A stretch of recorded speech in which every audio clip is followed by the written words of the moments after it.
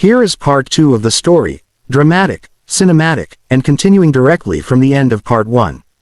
If you want longer chapters, 2,000, 5,000 words, just say so. Part 2. The fallout begins. Story continuation.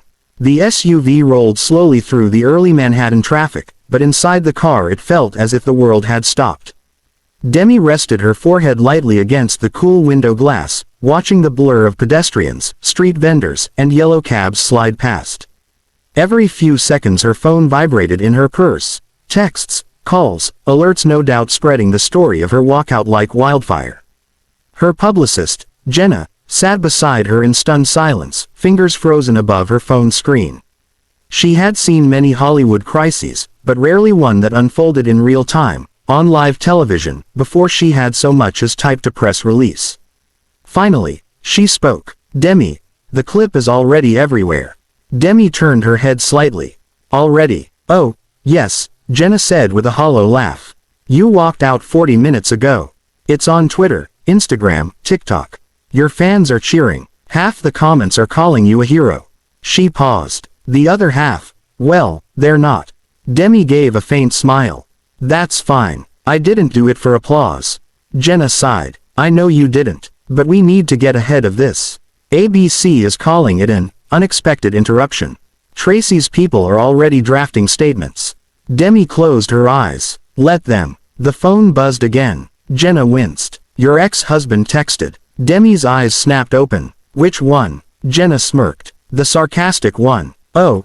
Demi groaned. What did he say? Jenna read from the screen. Saw the interview. Proud of you. Also, you owe me $50. I bet you'd walk out someday.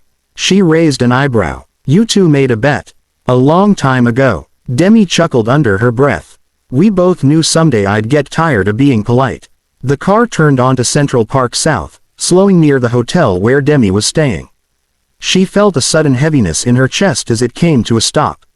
For years she had walked into hotels as a star, a guest, a performer. Today she walked in as a woman trending on every screen in the lobby. The moment she stepped inside, half a dozen people froze mid-conversation. A couple whispered. Someone discreetly aimed a phone camera. Demi ignored them all, keeping her steps steady, posture tall, though part of her longed to vanish into the wallpaper. The elevator doors slid open, and she and Jenna entered silently. Jenna finally broke the tension. You know, she said, you don't have to defend yourself on camera again. We can cancel every interview for the next week. Demi thought about that, about retreating into silence again, about letting others shape the narrative. No, she said softly. I'm done letting other people decide how I look. Jenna blinked. You want to keep doing interviews. I want to do one, Demi corrected.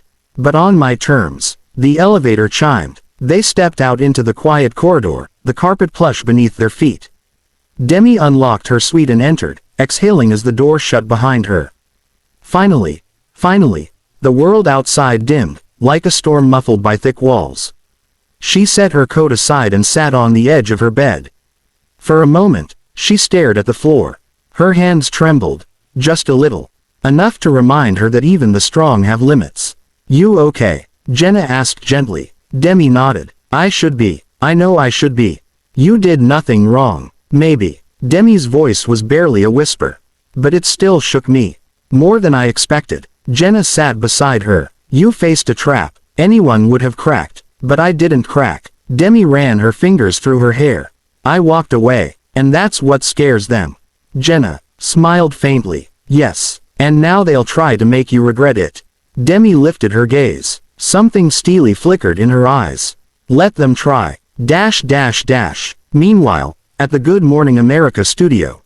The atmosphere inside the studio had dissolved into controlled chaos. Tracey Smith stood in the center of the set, arms crossed tightly, lips thin with irritation as producers swarmed around her. I wasn't hostile, Tracey insisted. I was doing my job. A producer shook his head. Tracey, the viewers are furious. They think you ambushed her. Tracey scoffed. Because she decided to storm off. She's an actress. She loves drama. That clip has over 3 million views, another producer muttered as he scanned his phone. Comments are overwhelmingly siding with her. Tracey's jaw clenched. Then we release a statement. Clarify the intent of the interview. We can't control the narrative yet, the director said. Her team hasn't said anything. Everyone is waiting for her. Tracey grimaced. She hated waiting. Hated being the one who wasn't in control. She'll issue a statement. She has to. Celebrities can't resist telling their side. The director raised an eyebrow. Unless she decides the silence hurts you more than her. Tracey's face darkened. Back in Demi's hotel suite. The sun had climbed higher, streaming a wash of warm gold across the room. Demi stood on the balcony, wrapped in a soft robe, sipping tea as she stared down at the city sprawling below. Jenna stepped out with her tablet in hand. So, who do you want to give your side of the story to? Demi didn't answer immediately. Instead she asked, who's the one interviewer who never twists a story for clicks? Jenna thought for a moment.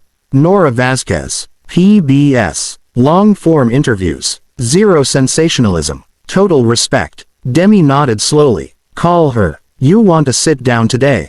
No. Tomorrow. Demi's voice strengthened. I'll give Tracey 24 hours to dig herself deeper. Jenna gave a slow, mischievous grin. You're playing chess now. No. Demi said, turning back to the skyline. I'm finally playing my own game. End of part 2. If you want part 3, longer episodes, or a 2,000, 6,000 word continuation, just tell me.